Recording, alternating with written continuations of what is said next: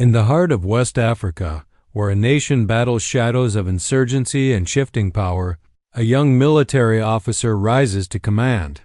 Captain Ibrahim Traoré, a name once unknown beyond Burkina Faso's borders, has now become a central figure. In a new wave of African military strategy, one powered not by tanks, but by unmanned wings in the sky. Since seizing power in a military coup in September 2022, Captain Ibrahim Traoré has led Burkina Faso through a volatile chapter marked by internal instability and a relentless jihadist insurgency. The conflict, rooted in Sahelian insecurity, has consumed vast stretches of the country's territory and cost thousands of civilian lives. But Traoré's approach to war has diverged sharply from conventional African counterinsurgency playbooks. He turned to an unexpected but increasingly influential ally, Turkey, and with it came one of the most disruptive military technologies of the 21st century, combat drones. The arrival of Bayraktar TB2 drones in 2023 marked a new turning point. Affordable, reliable, and battle-tested, these Turkish drones gave Burkina Faso a high-tech advantage that had previously been reserved for more developed militaries. The Bayraktar TB2, capable of long-endurance surveillance and precision-guided strikes, quickly became a cornerstone of Traoré's strategy. Deployed in ISR, intelligence, surveillance, reconnaissance missions, and surgical attacks, they were soon followed by a more powerful successor, the Bayraktar Akıncı, a high-altitude, long-endurance, Hale platform with advanced radar systems, heavy payload capacity, and strike capabilities far beyond the TB2. Backed by Turkish training and support, Burkina Faso established drone bases and integrated UAVs directly into its warfighting doctrine. For the first time, insurgent positions in remote forests and borderlands could be tracked and destroyed in real time, often without the need for ground troops. But while drones offered a tactical advantage, they came at a moral and political cost. Multiple international reports accused the Burkina military of misusing drones, resulting in civilian casualties, including market bombings and strikes on villages. Traoré's administration denied wrongdoing, yet watchdogs and human rights organizations continued to sound alarms. Still, on the ground, many Burkinabés saw drones not as instruments of repression, but as symbols of resistance, reclaiming territory and dignity in a war many believed was already lost. Today, Burkina Faso stands at a crossroads, a nation empowered by cutting-edge aerial warfare, yet still struggling to restore peace, unity, and democratic legitimacy. This documentary explores how a single leader with limited resources and few allies used 21st century drone warfare to rewrite the rules of engagement in one of Africa's most fragile regions, and what that means for the future of war, sovereignty, and power across the continent.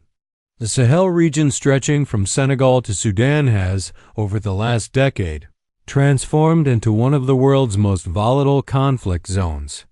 Following the collapse of Libya in 2011 and the fallout from the Malian crisis in 2012, extremist groups like Al-Qaeda in the Islamic Maghreb, AQIM, Jamaat Nasr al-Islam wal Muslimin, JNIM, and later the Islamic State in the Greater Sahara, ISGS, gained momentum. Burkina Faso, once relatively peaceful, became a prime target. Its porous borders, fragile state institutions, and under-equipped military made it vulnerable to spillover violence from neighboring Mali and Niger. From 2015 onward, attacks surged, targeting civilians, soldiers, churches, mosques, and schools. The northern and eastern regions fell into chaos. By 2022, more than 40% of Burkina Faso's territory was under the effective control of non-state armed groups. Over 2 million people had been displaced.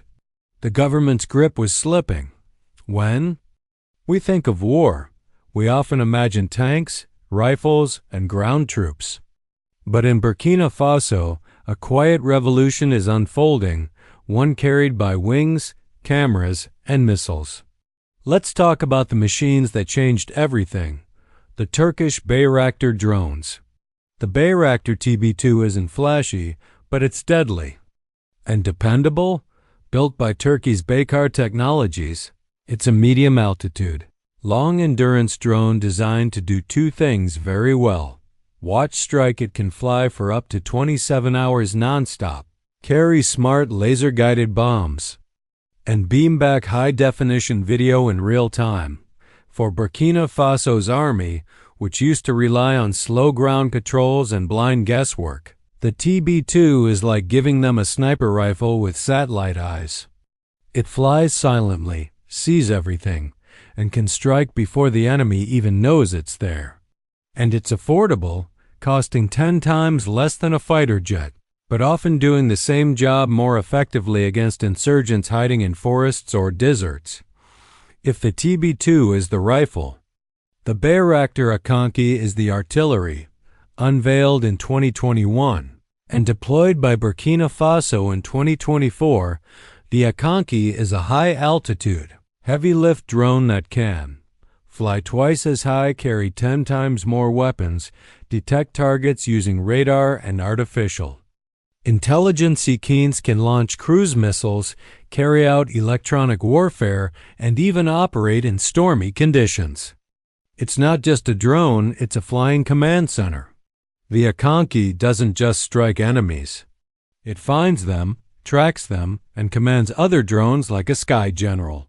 For Captain Traoré's government, this drone was a symbol that even a small African country under siege could wield cutting-edge power. Both drones use weapons like MAML and MAMC, precision-guided bombs, thermal cameras, to spot fighters at night, laser designators, to tag and track enemies from miles away. They're not just robots. They're intelligent platforms, operated by trained teams and command centers who monitor every move from a safe distance.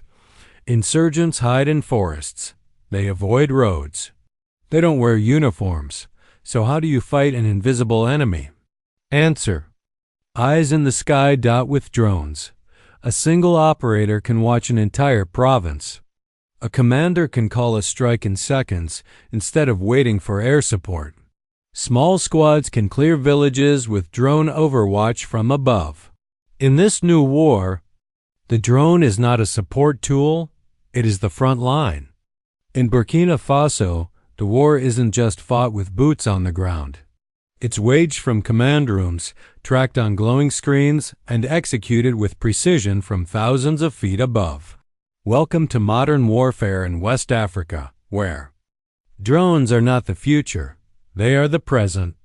1. Deployment begins. TB2S in action shortly after acquiring its first Turkish-made Bayraktar TB2 drones in late 2023.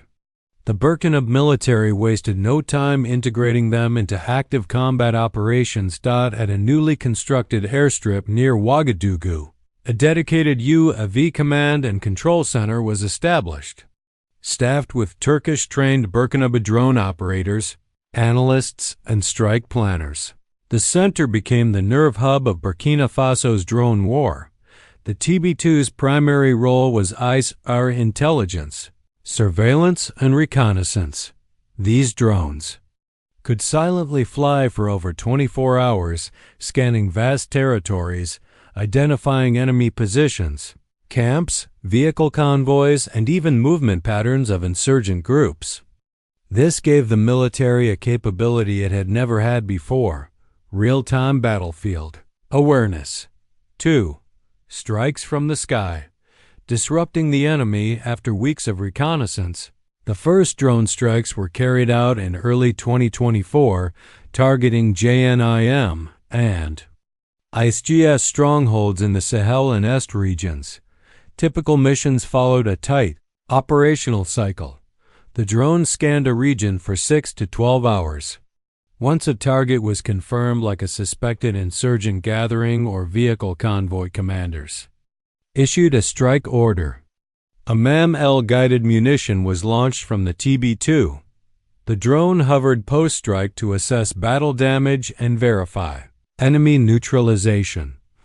These missions eliminated mid-level insurgent leaders, supply runners, and weapon stockpiles.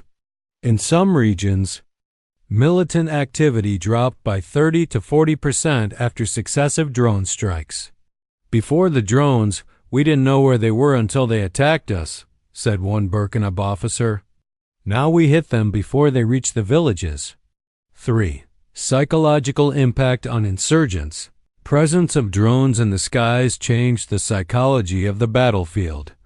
Militants reportedly began avoiding daytime movement, breaking into smaller, harder-to-detect cells, and hiding in forests or underground shelters. Some stopped using phones or vehicles altogether, but even that had a cost. Slower communications and reduced mobility for the enemy. Intercepted communications showed insurgents, referring to the TB2s as birds of fire and the eyes of the Tiva state. The fear of being watched created a permanent sense of paranoia and tension among rebel groups. "They stopped sleeping in one place for more than a night," said a local villager in the Nord region. They feared that the sky was listening. 4. Command and control evolution. Drone usage wasn't just about technology. It required a new way of thinking about warfare. The Burkina Army started restructuring operations around drone intelligence.